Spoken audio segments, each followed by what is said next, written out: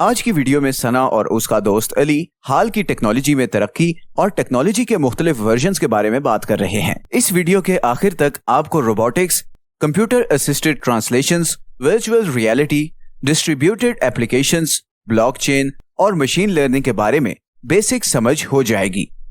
अली और सना एक दुकान पर जाते हैं जहां उनको HP लैपटॉप्स के सबसे नए वर्जन्स देखने को मिलते हैं। अली लैपटॉप को चेक करता है जबकि उसकी दोस्त नई चीजों को ट्राई करने के लिए इधर उधर फिरती है। सना एक वॉलपेपर के पास जाती है जिसमें इमर्जिंग टेक्नोलॉजीज अब दुकान में लिखा होता है।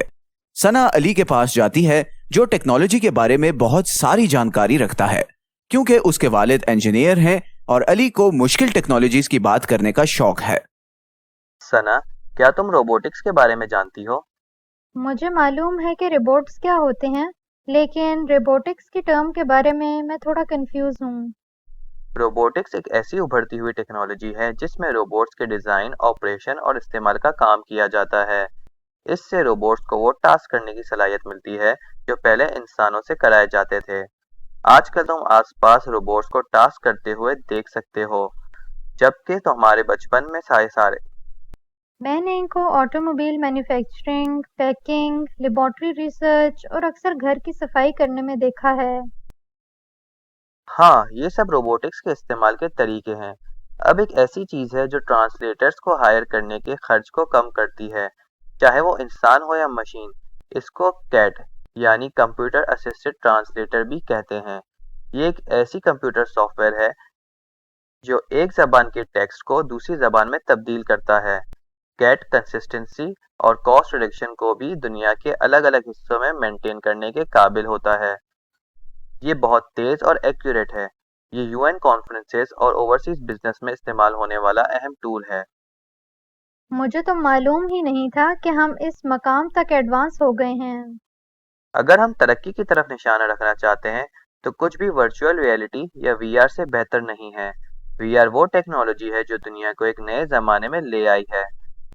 इसमें कंप्यूटर जनरेटेड सिमुलेशन बनाए जाते हैं जहां चीज़ें और मनाजिर असल लगते हैं।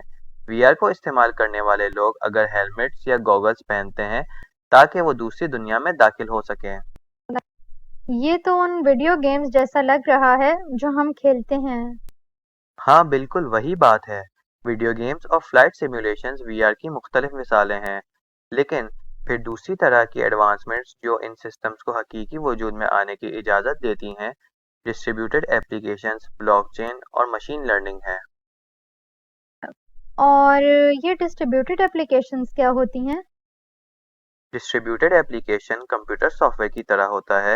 ये कंप्यूटर पर सर्वर्स में इंस्टॉल किया जाता है जो एक नेटवर्क में मौजूद होते हैं। ये एक साथ मल्टीपल कंप्यूटर्स पर चलता है और सबको एक ही टास्क करने की इजाज़त देता है। डिस्ट्रीब्यूटेड एप्लीकेशंस तब इस्तेमाल होते हैं जब वर्कलोड एक सिंगल कंप्यूटर के लिए बहुत ज़्यादा हो। हमारी रोज़मर्रा की ज़िंदगी में कुछ ऐसी मिसालें देखने को मिलती हैं जैसे सेल्युलर नेटवर्क्स, ऑनलाइन बैंकिंग और सुपरमार्केट चेकआउट सिस्टम्स। तो क्या इस काम के लिए ब्लॉकचेन नहीं होता? ब्लॉकचेन एक अलग चीज़ है। ये ब्लॉक्स की एक चेन की तरह होती है जिसमें ऐसी इंफॉर्मेशन होती है जो हमेशा वैसी ही रहती है। ये ऐसे रूल्स के सेट की तरह है जो एक बार बन गए तो कभी तब्दील नहीं होते। ये ऐसा है जैसे एक ब्लॉक में भरी हुई इंफॉर्मेशन है जो दूसरे भरे हुए ब्लॉक से जुड़ी होती है और इनमें तब्दीली करने के लिए कोई जगह नहीं होती। ब्लॉकचेन में डेटाबेसेस होती हैं और ये डिजिटल इंफॉर्मेशन को सिक्योर तरीके से रिकॉर्ड करती हैं। डेटाबेसेस नादरा, बैंक्स और फाइनेंशियल सर्विसेज में सिक्योर रिकॉर्डिंग और डिजिटल इंफो शेयरिंग के लिए इस्तेमाल होती हैं। तो इसका मतलब ये है कि हमारी ट्रांजैक्शन एक ब्लॉकचेन सिस्टम के हिस्से की तरह होती हैं। हाँ, अगर हमारे पास कैफेटेरिया या स्कूल में मदद करने वाले बोट्स हैं, तो क्या इनमें भी मशीन लर्निंग इम्प्लीमेंट किया गया है? इसके लिए हमारे पास एक इमर्जिंग टेक्नोलॉजी है जो मशीन लर्निंग कहलाती है। ये AI की एक सब फील्ड है। AI को सिखाने के तरीके हैं जिसमें डेटा कंप्यूटर्स को सीख सकते हैं और एनालाइज कर सकते हैं। मशीन लर्निंग में मशीन्स को बहुत सारा डेटा दिया जाता है और वो इससे पास्ट एक्सपीरियंस पर रिजल्ट्स देता है। Machine learning speech and image recognition schemes का हिस्सा भी हो सकता है। ये ऑटोमेटिक लैंग्वेज ट्रांसलेशन, یا سیلف کار ڈرائیونگ سسٹم کا حصہ بھی ہو سکتا ہے۔ یہ گوگل میپس اور میلویئر فلٹرنگ کا بھی حصہ ہے۔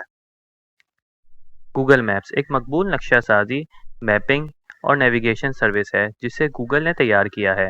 یہ صارفین کو تفصیلی نقشے، ٹریفک کی معلومات اور دنیا بھر میں مختلف مقامات کے لیے باری باری سمت یا ڈائریکشنز فراہم کرنے کے لیے ٹیکنالوجیز کا ایک مجموعہ استعمال کرتا ہے۔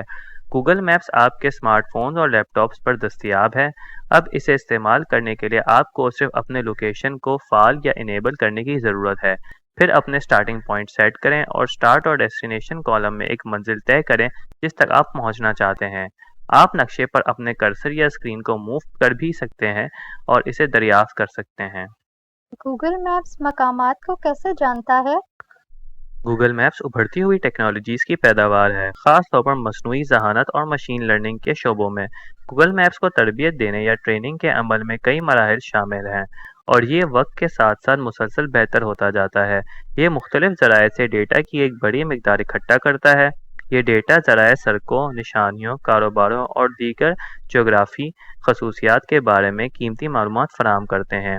مشین لرننگ اس کی تصاویر کو پہچاننے میں مدد کرتی ہے۔ مصنوعی ذہانت اسے ٹریفک کے نمونوں کی پیش گوئی کرنے کے لیے تاریخی اور ٹریفک ڈیٹا کی وسیع مقدار کا تجزیہ کرنے میں مدد کرتی ہے۔ اگر ہمارے پاس کیفیٹیریا یا اسکول میں مدد کرنے والے بورڈز ہیں تو کیا ان میں بھی مشین لرننگ امپلیمنٹ کیا گیا ہے؟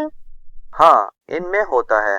مجھے امید ہے کہ تمہیں آج کی انفارمیشن سمجھ آ گئی ہوگی جو میں نے تمہارے ساتھ شیئر کی ہے۔ تمہارا ایمرجنگ ٹیکنالوجیز کے بارے میں مجھے یہ روشن نظریہ